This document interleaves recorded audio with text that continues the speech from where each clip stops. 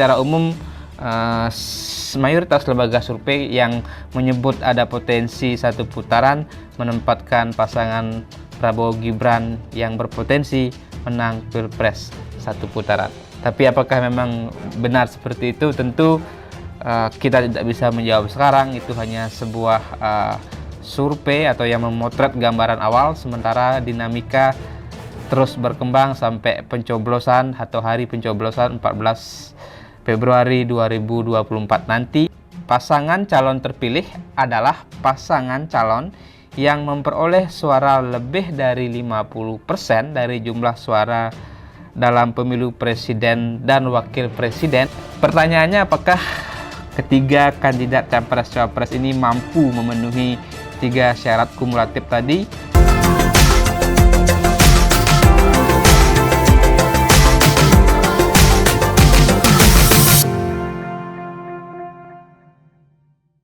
Kembali lagi di channel YouTube Mr. Puisi Live di bawah naungan MGP Media. Hari ini kita akan kembali membahas dinamika terkini jelang pemilu 2024, khususnya juga pasca penetapan nomor urut capres-cawapres yang berlaga di pemilu presiden atau Pilpres 2024. Dan juga masing-masing pasangan capres-cawapres dan juga tim kampanye ini sepertinya sangat pede atau percaya diri masing-masing dari mereka bisa memenangkan Pilpres 2024 dalam satu putaran. Meskipun sejatinya ada 3 pasangan calon yang mungkin saja bisa sangat berat untuk bisa menang satu putaran karena juga sangat kompetitif. Tapi tentu akan kita bahas seperti apa peluang dari 3 kandidat capres-cawapres yang ada untuk menang satu putaran. Tapi sebelum itu saya ingatkan untuk jangan lupa subscribe channel YouTube Mr. Puisi Live di bawah naungan MGP Media. Jangan lupa juga like, komen, dan share konten-konten di channel YouTube ini. Kita rekap sedikit nomor urut yang diperoleh oleh 3 kandidat capres dan cawapres yang sudah diundi pada Rabu 15 November lalu di Jakarta oleh KPU RI. Nomor urut 1 diperoleh pasangan Anies Baswedan dan Muhaimin Iskandar atau disingkat pasangan Amin ya, dari Koalisi Perubahan. Kemudian nomor urut 2 diperoleh oleh pasangan Prabowo Subianto dan Gibran Rakabuming Raka yang diusung oleh Koalisi Indonesia Maju. Kemudian pasangan atau nomor urut ketiga diperoleh oleh pasangan Ganjar Pranowo dan Mahfud MD yang diusung kerjasama partai politik PDI Perjuangan bersama P3 dan partai non-parlemen seperti Hanura dan Perindo. Jadi sudah jelas dan mereka juga sudah resmi ditetapkan sebagai capres-cawapres dan akan berlaga di Pilpres 2024. Nah, masing-masing kandidat ini juga sangat optimis seperti kita singgung di awal untuk menang satu putaran. Juga ada hasil sejumlah lembaga survei yang memberikan sinyal atau juga bisa memprediksi atau ada menunjukkan ada potensi Pilpres 2024 ini bisa satu putaran. Misalnya dari temuan survei Polmetrik Indonesia yang menunjukkan elektabilitas Prabowo Gibran di angka 48,4% yang disebut juga berpotensi menang satu putaran. Kemudian juga ada dari Indobarometer ya, peneliti Indobarometer juga menyebutkan adanya potensi Pilpres satu putaran, walaupun secara elektabilitas ya lagi-lagi Prabowo Gibran memuncaki disebut di angka 34,2%, kemudian Ganjar Mahfud 26,2%, Anies Muhaimin 18,3%, tapi masih ada sebanyak 21,3% responden yang sebut belum menyatakan pilihan atau belum memutuskan pilihan.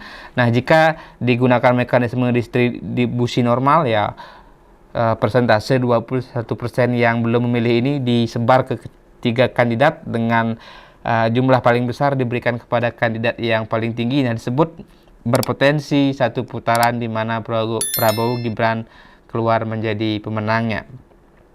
Ya, belum kita temukan survei lain yang mengklaim misalnya ketika satu putaran yang menang itu adalah Ganjar ataupun Anies. Secara umum mayoritas lembaga survei yang menyebut ada potensi satu putaran menempatkan pasangan Prabowo Gibran yang berpotensi menang Pilpres satu putaran. Tapi apakah memang benar seperti itu? Tentu kita tidak bisa menjawab sekarang. Itu hanya sebuah survei atau yang memotret gambaran awal, sementara dinamika terus berkembang sampai pencoblosan atau hari pencoblosan 14 Februari 2024 nanti. Apa saja masih bisa terjadi, bisa juga ada capres-cawapres yang melakukan blunder atau menjadi korban misalnya serangan politik dari lawan politik dengan menggunakan isu-isu tertentu. Tapi kita tentu cermati, akan kita lihat apa sebenarnya syarat jika salah satu pasangan capres-cawapres ingin menang satu putaran atau bisa menang satu putaran. Apa syaratnya agar kandidat capres-cawapres bisa menang satu putaran? Nah, ini sesuai dengan regulasi yang diatur di Undang-Undang Pemilihan Umum atau Undang-Undang Pemilu nomor 7 tahun 2017, khususnya di pasal 416 ayat 1 ya, yang memuat sejumlah syarat atau kriteria bagaimana pasangan capres-cawapres bisa menang satu putaran.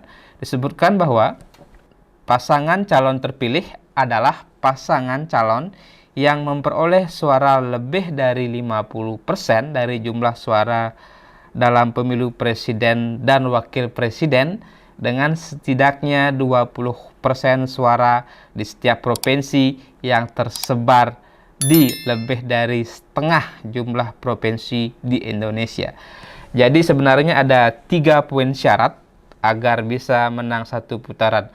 Pertama, harus menang lebih dari 50%. Artinya bisa 50,01%, 02, 51, 52 dan seterusnya. Intinya di atas 50%. Kemudian syarat kedua, tidak cukup menang di atas 50%, tapi harus ada sebaran suara yang agak lebih sedikit merata. Artinya di sini disebutkan minimal 20% ada sebaran suara di tiap provinsi. Kemudian syarat lainnya lagi, 20% suara itu harus tersebar minimal di setengah dari jumlah provinsi yang ada di Indonesia. Kalau saat ini ada 38 provinsi, berarti kalau lebih dari setengahnya, kalau setengahnya adalah 19, berarti lebih dari setengahnya adalah minimal 20. Jadi 20 ke atas. Jadi tadi 20% suara itu harus tersebar, minimal 20% suara itu harus tersebar di minimal 20 provinsi se-Indonesia. Jadi secara akumulatif syaratnya adalah harus memperoleh suara 50% lebih, kemudian ada sebaran suara yang lebih merata, minimal 20% suara di minimal 20 provinsi se-Indonesia. Jadi kalau 3 syarat akumulatif ini tidak terpenuhi, seorang pasangan capres-cawapres kalau mengacu kepada aturan ini jadi belum bisa dianggap menang satu putaran, karena yang kami pahami aturan ini adalah bersifatnya adalah kumulatif, artinya ketiga syarat itu harus terpenuhi. Jadi tidak cukup misalnya hanya 50%, tapi kalau 50% misalnya hanya menang di 10 provinsi gitu misalnya, atau hanya menang mendapatkan suara mayoritas misalnya di Pulau Jawa tapi kalah di daerah lain gitu misalnya. Menurut kami kalau mengacu kepada aturan ini tentu belum bisa dinyatakan bisa menang satu putaran. Nah, pertanyaannya apakah ketiga kandidat capres-cawapres ini mampu memenuhi 3 syarat kumulatif tadi? Artinya kalau selama ini yang misalnya menjadi rebutan suara adalah di Jawa, kemudian juga yang disebut sebagai battleground itu ada di Jawa Tengah atau Jawa Timur, tidak cukup misalnya kandidat itu menang signifikan di Jawa, tapi misalnya suaranya jauh di bawah 20% misalnya di daerah-daerah lain, tapi mereka harus mampu memenuhi 3 syarat kumulatif tadi. Jadi pertanyaannya tadi, apakah memang bisa capres-cawapres menang satu putaran? Jawabannya bisa jika mampu memenuhi 3 syarat kumulatif tadi. Bukan hal yang mudah, tentu butuh kerja keras. Nah, seperti kita singgung di awal, masing-masing capres-cawapres begitu optimis bisa menang satu putaran. Nah, seperti yang disampaikan juga misalnya oleh cawapres nomor urut 2, ya, Gibran Rakabuming Raka yang mendampingi Prabowo Subianto. Dia meyakini satu putaran bisa menang dan dia meminta relawannya untuk bekerja keras. Ya, begitu juga Anies Baswedan meyakini atau punya harapan bisa menang satu putaran dan mereka terus bekerja. Begitu juga dengan Ganjar Mahfud, ya tentu mereka juga mematok target kemenangan satu putaran.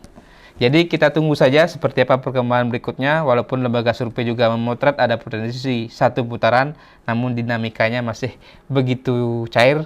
Situasi bisa berubah kapanpun dan juga bisa saja ada blunder dari salah satu pasangan capres-cawapres yang membuat elektabilitas mereka menurun. Oke, itu saja dulu dari kami, dari channel YouTube Mr. Puisi Live di bawah naungan MGP Media. Kita akan sambung di kesempatan berikutnya.